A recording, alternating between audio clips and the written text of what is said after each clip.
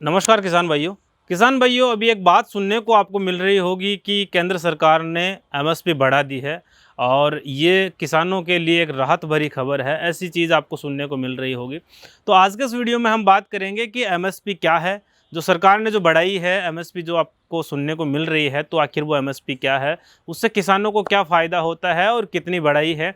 ये सारी चीज़ें आज डिटेल से बात करेंगे। लेकिन उससे पहले आप सभी से रिक्वेस्ट करूँगा कि अगर आप चैनल पर नए हैं तो चैनल को सब्सक्राइब कर लें, बेल आइकन प्रेस कर लें ताकि खेती से संबंधित नई नई जानकारी आपको मिलती रहे। सबसे पहले तो हम इस बिंदु पर चर्चा कर लेते हैं कि एमएसपी यानी न्यूनतम समर्थन मूल्य जो हमें सुनने को मिल रहा है, आखिर ये है क्या। तो मैं आपको बताना चाहूँगा कि केंद्र सरकार के द्वारा हमारी जो फसलें जो हम बोते हैं उनके लिए एक मिनिमम प्राइस निर्धारण किया जाता है, न्यूनतम मूल्य निर्धारण किया जाता है कि अगर किसान की फसल कटने के बाद बाज़ार में बेचने के लिए जाता है तो उस टाइम पर अगर उन फसलों का अगर भाव डाउन चला जाता है तो सरकार जो न्यूनतम मूल्य निर्धारण किया है उस पर वो किसान से वो फसल खरीदेगी। तो एक तरह से ये कह सकते हैं कि सरकार ये गारंटी देती है, जो मूल्य निर्धारण करती है उस समय ये गारंटी देती है कि इस फसल का, जैसे हम बाजरा की फसल उगा रहे हैं तो बाजरा की फसल का ये न्यूनतम समर्थन मूल्य है। बाज़ार में अगर आप जब लेकर जाते हैं तो उस टाइम पे अगर भाव डाउन चला जाता है तो इस मूल्य पर हम खरीदेंगे। अब बात यह आती है कि जो न्यूनतम समर्थन मूल्य की जो घोषणा है वो कब की जाती है। तो न्यूनतम समर्थन मूल्य की जो घोषणा है वो फसलों की बुआई से पहले की जाती है। अब खरीफ सीज़न स्टार्ट होने वाला है तो खरीफ सीज़न की बुआई से पहले सरकार द्वारा एमएसपी का निर्धारण कर दिया जाता है। जैसा कि आपको सुनने को मिल रहा होगा कि सरकार ने एमएसपी का निर्धारण कर दिया है और एमएसपी बढ़ा दी है। अब हम बात करते हैं कि सरकार जो एमएसपी जो निर्धारण करती है, न्यूनतम समर्थन मूल्य की जो घोषणा करती है वो कितनी फसलों के लिए करती है। तो न्यूनतम समर्थन मूल्य की घोषणा सीएससीपी एक संस्था है उसके द्वारा की जाती है और हमारे भारत देश में कुल 23 फसलों के लिए एमएसपी की घोषणा की जाती है। और अभी हाल ही में सरकार ने एमएसपी की घोषणा करी है और उसमें जो समर्थन मूल्य है, न्यूनतम समर्थन मूल्य है, उसको बढ़ाया है।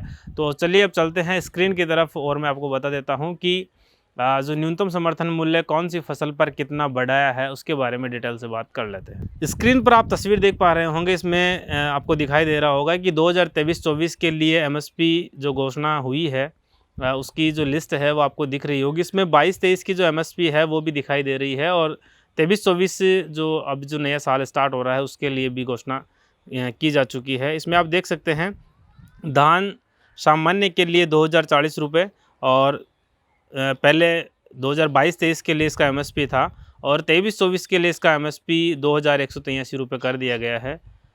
और धान ग्रेड एम का जो एमएसपी है वो पिछले साल 2060 रुपये था और इस साल 2203 रुपये कर दिया गया है।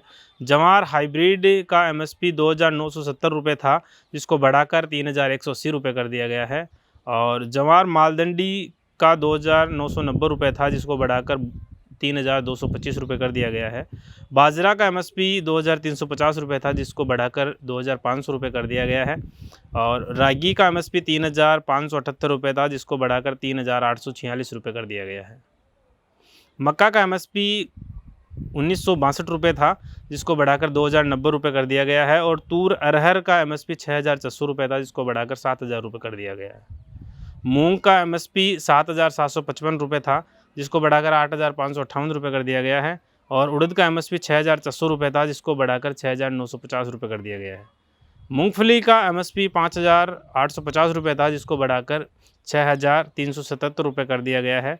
सूरजमुखी बीज का एमएसपी 6400 रुपये था जिसको बढ़ाकर 6760 रुपये कर दिया गया है। सोयाबीन का एमएसपी 4300 रुपये था जिसको बढ़ाकर 4600 रुपये कर दिया गया है। तिल का एमएसपी 7830 रुपये था जिसको बढ़ाकर 8635 रुपये कर दिया गया है।